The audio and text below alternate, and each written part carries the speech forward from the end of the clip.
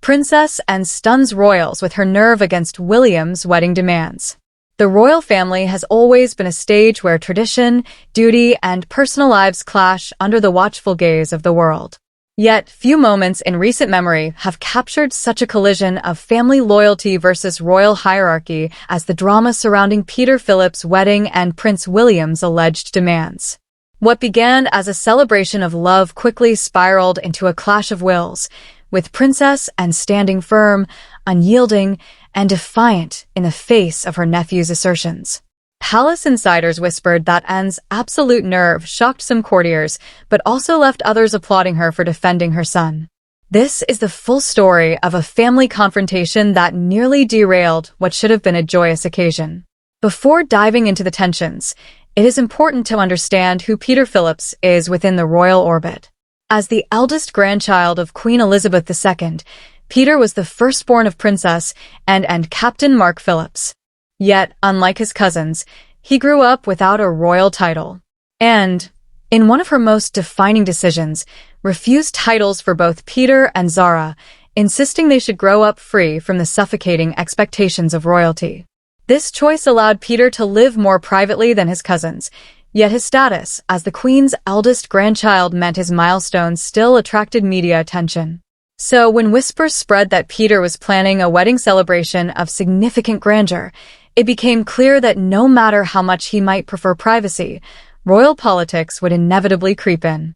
Peter's wedding was initially planned as a relatively modest yet elegant affair, in keeping with his mother's preference for avoiding unnecessary pomp. The couple envisioned a ceremony steeped in family warmth rather than regal grandeur. But in a monarchy that thrives on spectacle, no royal-linked wedding is ever truly private. Invitations became a matter of delicate politics. Protocols about seating arrangements, titles, and even who would appear on the balcony afterward began to spiral into points of contention. And it was here, behind gilded palace doors, that Prince William allegedly made demands that struck a nerve with Princess Anne. Insiders revealed that Prince William, conscious of his role as future king, raised concerns over protocol and hierarchy at the event. Among his demands were a prominent role for himself and Catherine. William reportedly insisted that as the Prince and Princess of Wales, their presence should be central in the proceedings, rather than treated equally to other cousins. Restrictions on media access. William allegedly pushed for tighter control over photographers and journalists, fearing the wedding might be turned into a commercial spectacle, particularly given Peter's business connections. Title etiquette. William was said to have raised the issue of introductions and seating, suggesting that certain high-ranking royals should be prioritized above Anne's extended guest list of friends and equestrian colleagues. To some, these demands might have seemed reasonable, reflecting his awareness of optics and duty. But to Princess Anne, they struck at the heart of what she valued most: her children's right to live life on their own terms. Those who know and describe her as blunt, pragmatic, and fiercely protective of her children. When word of William's demands reached her, she reportedly bristled. "This is Peter's day, not a royal showcase," and was overheard saying to a close aide, "My son is not a prop in William's rehearsals for kingship." In private discussions, Anne pushed back strongly on William and Catherine's prominence. "They are welcome as family, but they will not overshadow my son. This wedding is not a state occasion." On media restrictions, Peter and his bride will decide how much is shared. It's their choice, not William's. On seating and titles, "I chose not to give my children titles precisely so they wouldn't live under this nonsense. And I'll be damned if their wedding becomes a hierarchy parade." Her absolute nerve, speaking so boldly against the Prince of Wales, sent shockwaves through courtiers. Some described it as a rare glimpse into the family's private tensions, where Anne's protective instincts outweighed the deference usually expected toward William's position. The tension escalated to a point where other royals became involved. King Charles was said to have attempted mediation, urging Anne to see William's point about the optics. But Anne, as always, was not swayed easily. "Optics don't raise my children," she reportedly snapped. Zara Tyndall, Peter's sister, sided firmly with her mother. Known for her easygoing personality, Even Zara grew sharp when she heard William's demands. "This is about family, not titles," she told confidants. Queen Camilla, ever the tactician, suggested compromise, perhaps giving William a small but symbolic role while keeping Peter and his bride central. And, however, remained unmoved.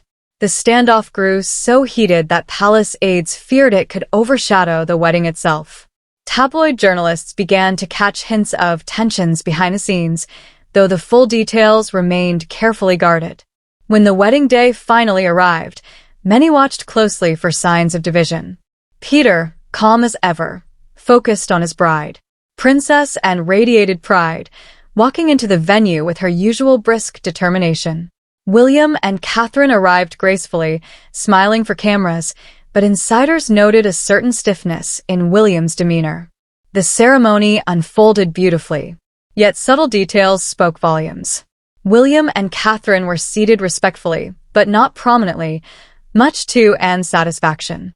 The guest list reflected Peter's personal world, racing friends, business associates, and longtime family allies, rather than being dominated by royal dignitaries. Photographers were present in abundance, suggesting and had overruled William's push for strict media limits. And perhaps most telling of all, Anne was seen leaning toward William during the reception, offering what one lip reader claimed was a pointed remark. "We do things differently in this branch of the family." When photos emerged, the press praised the wedding's warmth and individuality. Commentators noted how refreshingly unroyal the celebration felt. Social media buzzed with admiration for Anne's down-to-earth approach. Yet whispers of the behind-the-scenes drama soon trickled out. Royal commentators debated fiercely. Some sided with William. As future king, he must think about the monarchy's image. He wasn't being selfish, just careful. Others applauded and, "She has always defended her children's independence." William overstepped, and she rightly pushed back. For the public, the story became symbolic of a larger theme: the clash between tradition and modernity, between duty and family freedom.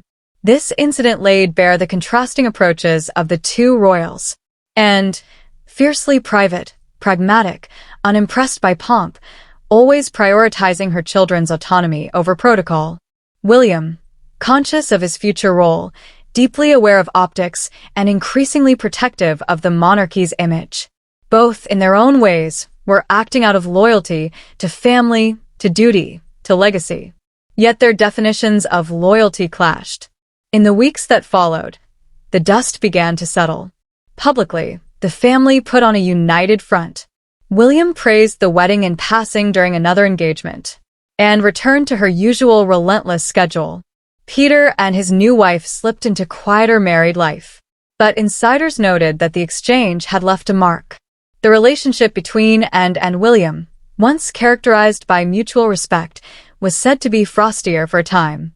Still, many believe Anne's defiance planted a seed of reflection in William. Perhaps, in time, he will come to appreciate the balance between protocol and personal freedom, a balance that Anne has long championed. In the grand tapestry of royal history, Peter Philip's wedding may not hold the global weight of a coronation or state funeral. Yet within the family, it was a pivotal moment, one where Princess Anne's absolute nerve challenged the very hierarchy that defines the monarchy.